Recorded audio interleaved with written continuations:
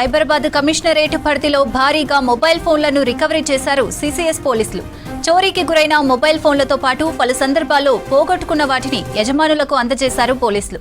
Commissionerate పరిధిలోని రాజేంద్రనగర్, కుత్బులాపూర్, కుకట్పల్లి, షేర్లింగంపల్లి జోన్లలో 1000కి పైగా మొబైల్ ఫోన్స్ రికవరీ చేశారు సిసిఎస్ పోలీసులు.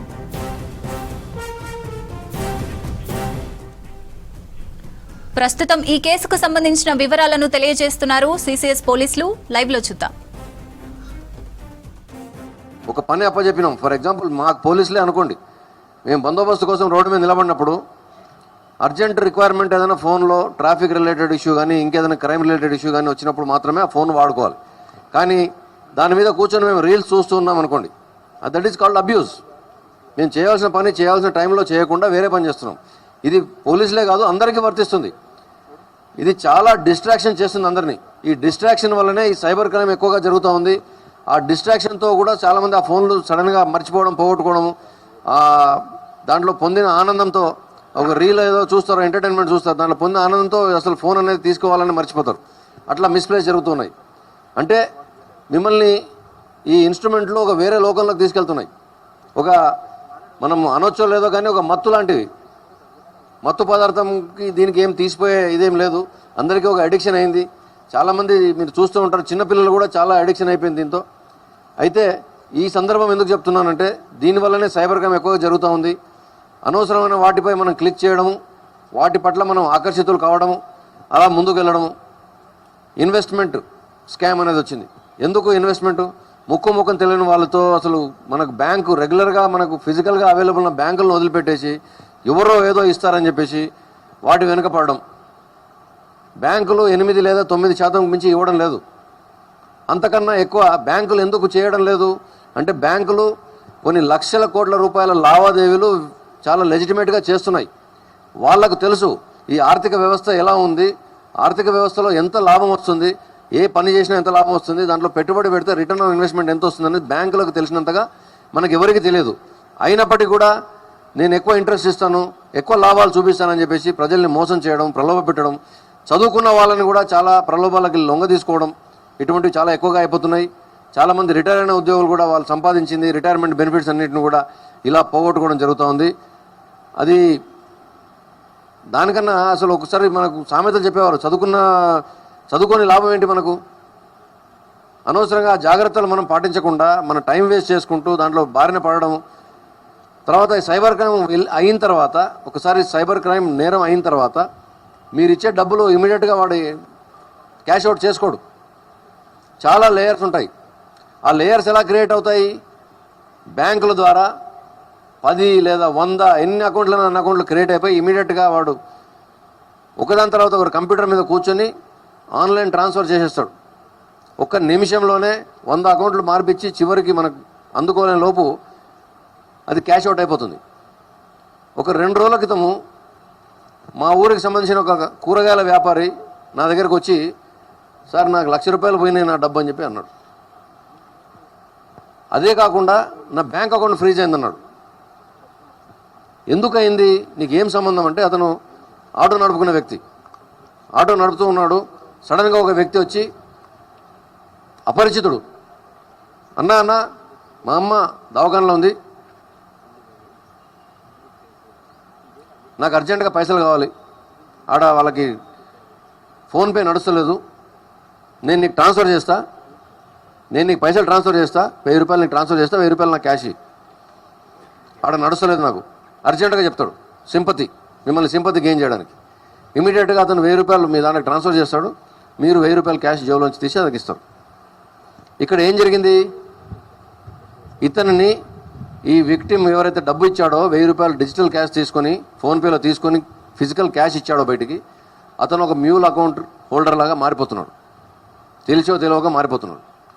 మనకు సైబర్ క్రైమ్ 1930 రిపోర్ట్ చేసిన తర్వాత ఇమీడియట్గా మన బ్యాంకులో ఉన్న సాఫ్ట్వేర్ ఆల్గరిథం ఏం చేస్తుంది, ఆ బ్యాంక్ సస్పిషియస్ అకౌంట్ కింద దాన్ని ఫ్రీజ్ చేస్తుంది. ఇతను మామూలు వర్కర్, తెలియకుండా డబ్బు ఇచ్చి డబ్బు వేయించుకున్నాడు. అది సైబర్ క్రైమ్కి సంబంధించిన డబ్బు, అది ఫ్రీజ్ అవుతుంది. ఇట్లాంటి విక్టిమ్స్ కొన్ని లక్షల్లో ఉన్నారు దేశంలో. కొందరు విల్లింగ్గా చేస్తారు, కొందరు తెలియక చేస్తారు.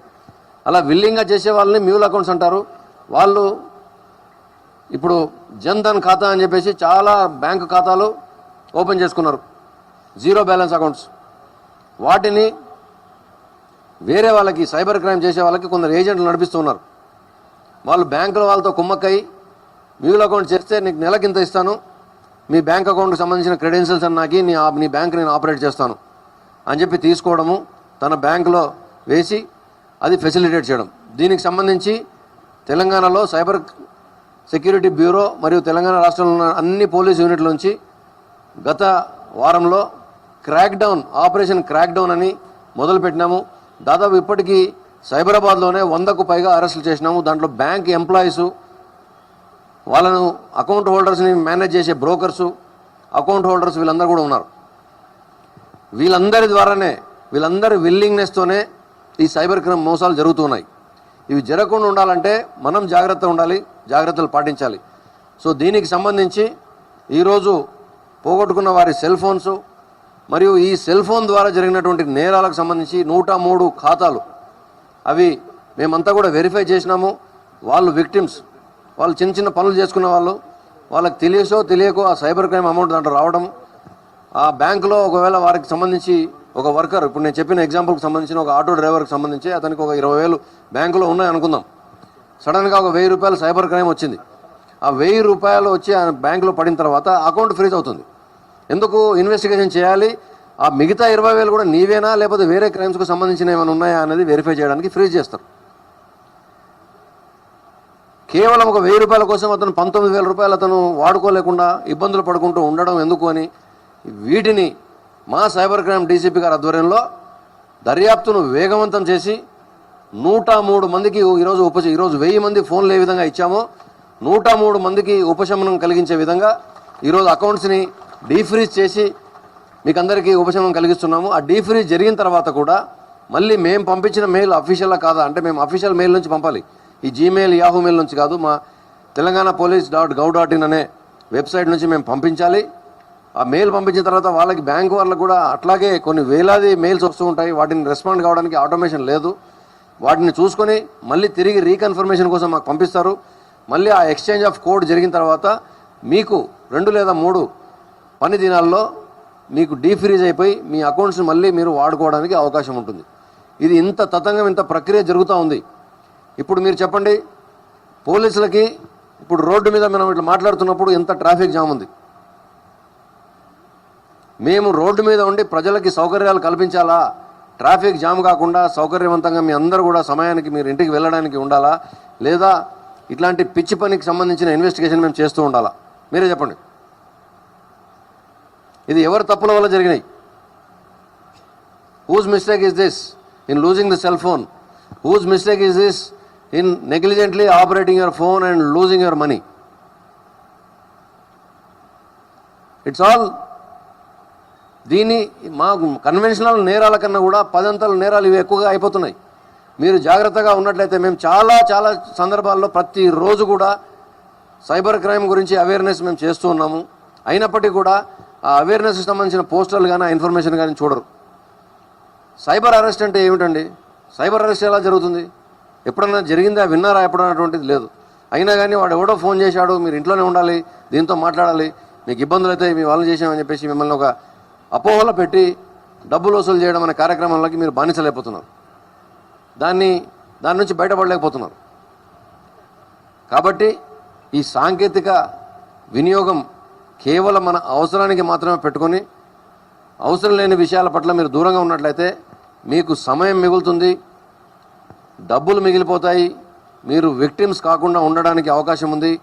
ఆ మిగిలిన సమయాన్ని మీ పనిపైన లేదా మీ ఫ్యామిలీ పట్ల మీరు వెచ్చించడానికి అవకాశం ఉంటుంది అని నేను భావిస్తూ, ఈరోజు గతంలో బాధితులై ఉండి ఈరోజు సంతోషంగా వీటిని స్వీకరిస్తున్నటువంటి సెల్ ఫోన్లు స్వీకరిస్తున్నటువంటి 1000 మంది పైన 1100 కదా, 1016 టోటల్ 1016 ఫోన్లను స్వీకరిస్తున్నటువంటి అందరికీ, అట్లాగే 103 అకౌంట్స్ 63,08,836 రూపాయలు 103 అకౌంట్స్లో ఫ్రీజ్ అయిన అమౌంట్, వీటన్నిటిని డీఫ్రీజ్ చేసి బాధితులకు అందించడానికి సైబరాబాద్ పోలీస్ తరఫున మేము ఈరోజు చర్యలు తీసుకున్నాము. ధన్యవాదాలు. అందరికీ కూడా అభినందనలు. ఈ పని చేసినటువంటి మా అధికారులు సిబ్బంది అందరినీ కూడా మనస్ఫూర్తిగా అభినందిస్తున్నాను. వీళ్ళందరికీ కూడా రివార్డ్స్ కూడా ఇవ్వడం జరుగుతుంది. ధన్యవాదాలు sir. Thank you sir. Cell phone ప్రజా జీవితంలో అంతర్భాగమైనటువంటి